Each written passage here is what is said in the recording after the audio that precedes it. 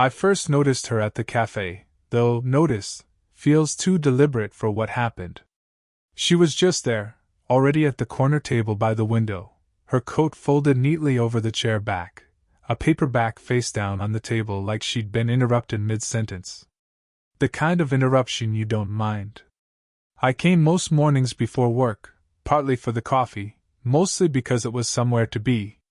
The barista had my order memorized, black, no sugar, but still asked every time, maybe to make conversation, maybe to check if I'd changed my mind. I never had. She did, though. Some mornings she ordered tea, other mornings a cappuccino. Once I heard her ask for hot water and a slice of lemon. The way she said it, like it mattered that it be just that way, stuck with me. It sounded like someone keeping a quiet promise to herself. Our first exchange wasn't much. She was stirring her drink absent-mindedly, eyes fixed on the glass, and I caught myself watching too long. When she looked up, I did that awkward thing, half smile, half turn away. She didn't laugh, didn't frown, just held my glance a moment longer than people usually do. Then she looked back down, but not before I noticed the faintest lift at the corner of her mouth. It's ridiculous what your brain clings to when you're alone too much. That half-smile stayed with me all day, like a line I'd read but couldn't stop rereading in my head. I'd tell myself I wasn't lonely, just busy. But my phone told on me, drafts of unsent texts, names I typed and then erased. Screenshots of nothing in particular, just things I'd thought about sending to people I no longer talked to. Silence has a way of circling you until you convince yourself it's enough. The cafe was a break from that silence, even if all I did was sip burnt coffee and listen to other people's conversations. She was part of that too, though I wouldn't admit it then. One morning, the place was busier than usual, and the only seat left was across from her. I hovered near the table, pretending to check my phone, until she looked up. "Do you mind?" I asked, already shifting my weight back like I'd take the rejection before it came. She moved her book aside. "Go ahead. Unless you're the loud type." "I'm not." I sat down, trying not to scrape the chair too hard against the floor. "We didn't speak much." She read. I scrolled my phone without really seeing it. At one point, she glanced at my cup. "Black coffee. You're either efficient or stubborn." "Both," I said. My voice came out quieter than I meant. She gave a small nod, like she accepted the answer. Or maybe she just wanted the conversation to end. Either way, I thought about it the rest of the day. There were small details like that, how she folded her napkin into smaller and smaller squares while she read, how her eyes flicked toward the door whenever it opened, like she was expecting someone. Or maybe hoping no one would come in. Weeks passed like that, almost nothing exchanged, but everything noted. Then one evening, long after I'd stopped expecting to see her outside that cafe, I did.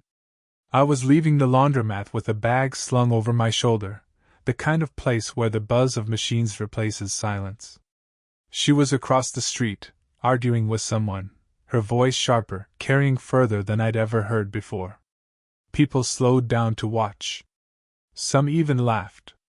And then, like some odd stage play no one rehearsed, her eyes found mine across the crowd. I didn't know it then, but that was the night everything shifted. The argument outside the laundromat ended fast.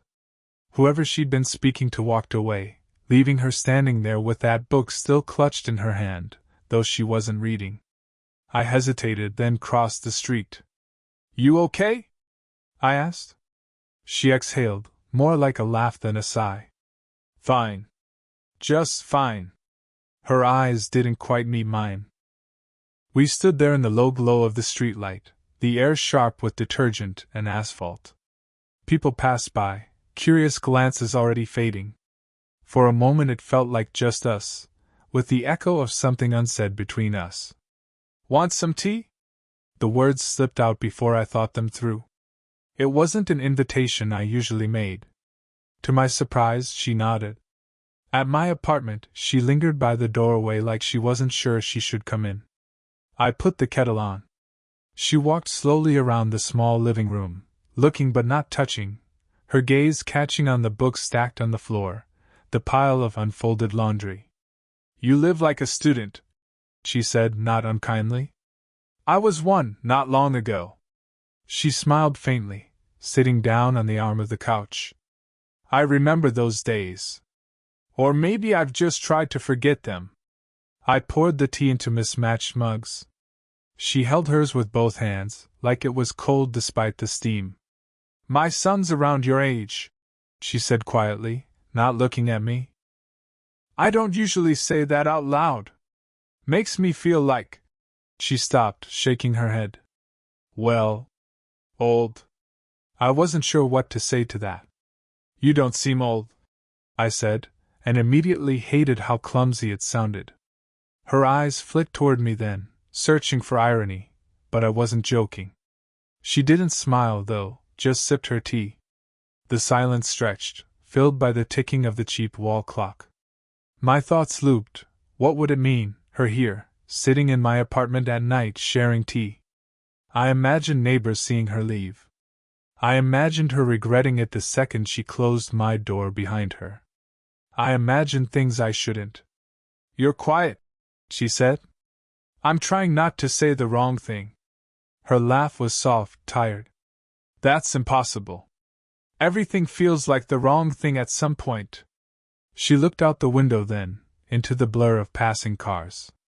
I wondered if she was thinking about the argument, or the son she'd mentioned, or something else entirely. I wanted to ask, but my words stayed caught in my throat. Instead, I noticed her hand resting against the mug, her thumb tracing the rim absently. Without thinking, I slid the small plate of cookies I'd grabbed closer to her side of the table. She looked down at it, then at me. Her fingers brushed mine as she reached for one, just the lightest touch, and it should have meant nothing. But it didn't. I didn't know why that moment stayed with me. Maybe because it felt like someone finally saw me. The next week, she wasn't at the cafe. Not once. I told myself it didn't matter, that she probably had errands, or maybe just preferred another spot. But I caught myself glancing at the corner table each morning anyway. The empty chair looked too deliberate, like she'd left it for someone who never came. When she finally showed again, I almost didn't recognize her. Hair pulled back, no makeup, a heavier coat. She looked tired. Or maybe I was just noticing more. "Long time," I said when I passed her table. Her eyes flicked up, then back down to her cup. Been busy." I wanted to sit. To ask her about the argument I'd seen, the late-night tea, the son she'd mentioned. But there was another presence this time, a woman about her age, laughing too loudly, tapping her phone between sips. A friend. The kind who noticed things. "You know him?" the friend asked, looking straight at me. She hesitated. Just a fraction too long. "He's a tenant. Upstairs." Tenant. The word landed heavy. Correct, factual. And still it scraped something raw. I nodded, mumbled something about needing to get to work, and left before either of them could say more. Later that evening, I was carrying groceries up the stairs when I found her at my door. She had a small box in her arms, something she said she'd been meaning to return. "Didn't mean to intrude," she said quickly. "You're not." We stood in the narrow hallway, my hands full of paper bags, hers clutching that box too tightly. Too close, too aware of how easy it would be for someone to come up the stairs and see us like that. She set the box down, brushing her hair back. "I shouldn't have said tenant. I didn't." She stopped herself. "It was easier." "Easier than what?" She shook her head. "Never mind." I let the silence sit. The hum of the light above us, the rustle of grocery bags shifting in my arms. My chest tight, words running loops I couldn't say. Finally, she reached over, steadying one of the bags before it slipped. Her fingers lingered a second too long against mine. That was all. But it was enough to pull every thought into sharp focus. I should have stepped back. Should have thanked her, unlocked the door, gone inside. Instead, I stayed there, watching it happen on a Tuesday evening, after the rain. The streets were still damp, and the air smelled faintly of wet leaves. I was heading home from work when I saw her sitting on the bench outside the small grocery store, a paper bag at her feet, her umbrella closed but dripping by her side. She looked up when I approached, almost startled. "Waiting for the bus," she said, though there hadn't been one down this road in years. I sat anyway. The bench was narrow, and our shoulders nearly touched. Neither of us spoke at first. Just the sound of tires hissing through shallow puddles. Finally, she broke the silence. "My son called today." A pause. "He asked if I was lonely?" I turned, studying the way her fingers tightened around the umbrella handle. "What did you say?" "That I wasn't." She gave a small laugh, brittle at the edges. "But the thing is, I think I lied. And I hate lying to him." Her voice was low, flat.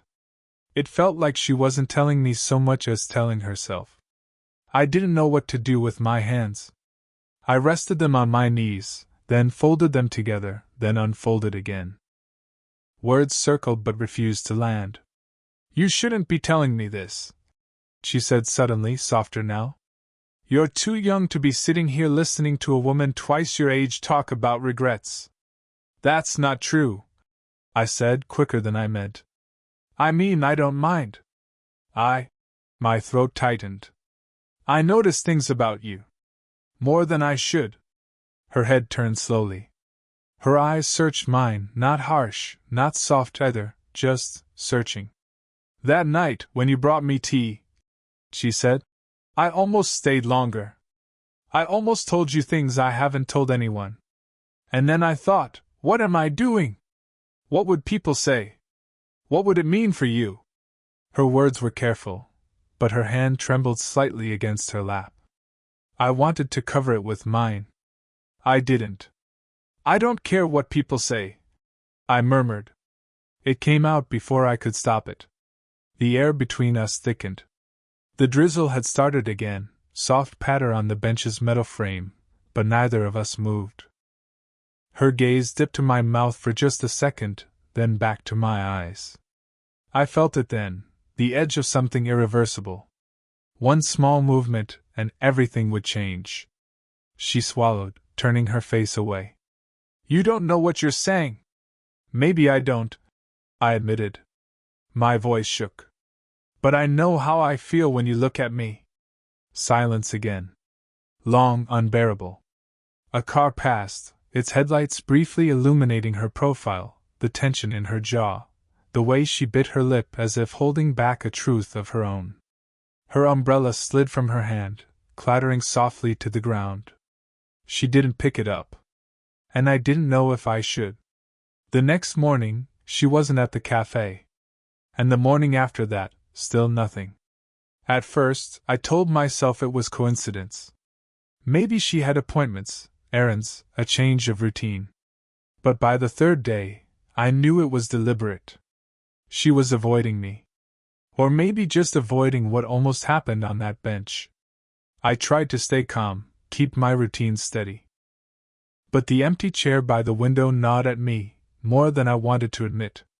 Every time the bell above the cafe door rang, I glanced up, expecting her. And every time, it was someone else. On the fourth day, I stayed home. I brewed coffee in the small French press I rarely used, and it tasted bitter, metallic. I couldn't sit still. My phone was in my hand most of the day, thumb hovering over her name and my contacts. She'd given me her number once, casually, in case of tenant emergencies. I had never used it. I typed a message, "You left your umbrella." Then deleted it. Typed again, "Are you okay?" Deleted. By the time evening came, I was left with a screen full of drafts and nothing sent. On Friday, I saw her again, but not at the cafe. She was across the street from the bookstore, walking with a man. Not young. Closer to her age. He carried her grocery bag, and she was laughing at something he said. Not the brittle laugh from the bench, not the silence heavy pauses I knew. This was lighter. Effortless. I froze by the corner, pretending to check my phone, heart thudding with something I didn't want to name. She didn't see me. Or if she did, she didn't let it show. That night, I paced my apartment. I replayed every look, every pause, every word we'd traded. Had I imagined it all? Had she simply let me fill in the silence with whatever I wanted to hear? I wrote again, I keep noticing when you're not there. Deleted. I won't bother you anymore. Deleted. The truth was, I didn't feel heartbroken. I felt paused. Like life forgot to finish the sentence. The following week, I skipped the cafe altogether. Walking past it made me restless. So I changed my route, stopped at a different place, drank coffee that tasted wrong. Her window light glowed faintly when I came home at night, but I never knocked. Once, I saw her umbrella leaning against the stairwell. I thought about picking it up, about leaving it by her door as an excuse to say something. My hand hovered over it, then fell back to my side. The umbrella stayed where it was. And so did I. It was late, close to midnight, when the knock came. I almost didn't answer. I'd been lying on the couch, phone dim in my hand, half asleep. The knock wasn't loud, more like someone testing if they should even be there. When I opened the door, she was standing in the hallway, arms folded tight across her chest. Sorry, she said immediately. I shouldn't have come. But she didn't move. I stepped back. Do you want to come in? She hesitated, then crossed the threshold. My apartment was the same mess it always was, unfolded laundry, dishes in the sink, but she didn't look around this time. She stayed by the door. I saw you, I said quietly. With him. Her mouth tightened. An old friend. Nothing more. A pause. But I knew it would complicate things if you saw. Complicate.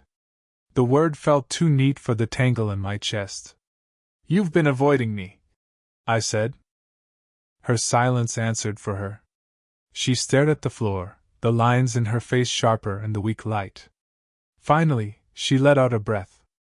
Because I don't know what I'm doing. I don't know what this is. You're. She stopped, shaking her head. Too young. My son's age. And me. I've lived through things you haven't even thought about yet. The kettle clicked on behind me, automatic from when I'd plugged it earlier. The faint hiss filled the space. I wanted to say something that would make it simple. But nothing was simple. My hands fidgeted at my sides. I don't care about any of that, I said finally. I just don't want to keep pretending I don't notice you. Her eyes lifted then, sharp, searching. For a moment she looked like she might walk right back out. Instead, she let her arms fall to her sides. You don't know what you're asking, she said softly. Maybe not, I admitted. But I know what it feels like when you're near me. I know I'll regret it if I don't say this now. The kettle switched off with a click. Silence again. My chest ached with it. She stepped closer, just enough that I could see the faint tremor in her hands. Do you really want this? Not the idea. Not the chase. Me. This. Her voice cracked on the last word. I swallowed hard. Yes. Her face shifted, not into a smile exactly, something smaller, more fragile. Relief, maybe. Or surrender.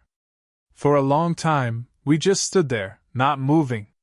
The hum of the fridge, the distant sound of traffic outside. Her hand brushed the doorframe, then, slowly, reached toward me. Her fingertips grazed mine, barely there, but real. Okay, she whispered. And that was enough. Time didn't stop after that night. It didn't even change that much. Morning still came at 8:47 with the same rush of buses down the street, The same bitter smell of burnt beans in the cafe. My laundry still piled up faster than I folded it. Her umbrella still leaned crooked against the stairwell. But something subtle shifted, like a door had been left unlocked. She didn't vanish anymore. She still had her routines, her own life, but she let me into small corners of it. On Saturdays, I'd find her at the bench outside the grocery store, not waiting for a bus this time, just waiting. We'd walk back with paper bags between us, brushing shoulders in the narrow streets. Some evenings, I'd bring tea up to her place, though she always teased me about forgetting the lemon. Other times, she'd sit in my apartment with her book face down on the table, folding a napkin into smaller and smaller squares. It wasn't dramatic. No one would look at us and see a grand story. But that was the point. Once, she told me about her son again, how he'd asked if she was lonely. She admitted she still didn't know how to answer. I didn't press. She reached across the table, set her hand over mine, and that was the answer for now. I didn't feel the need to define it anymore. The risk, the gap, the quiet doubts, they were all still there, shadows that didn't vanish. But shadows don't matter as much when the light feels steady. And mornings felt steady now. She'd come into the cafe and order something new, sometimes tea, sometimes cappuccino, once even plain black coffee. When the barista raised an eyebrow at that, she only glanced at me with the faintest smile, like a private joke. I thought about the first time she'd looked up and caught me staring too long. How that half-smile had stayed with me for days. It stayed with me still. We never made promises. We never tried to tie words around what we couldn't define. Instead, we let the silence hold it. The tick of a kitchen clock. The sound of rain on the window. The space between two mugs cooling on the table. It wasn't a grand ending. Just earned peace. The kind where someone finally sees you, not perfectly, but enough. That morning, as we left the cafe together, she slowed by the door, her hand brushing against mine. "Coffee's better when it's not just black," she said quietly. I didn't answer. Just smiled, because we both knew what she meant.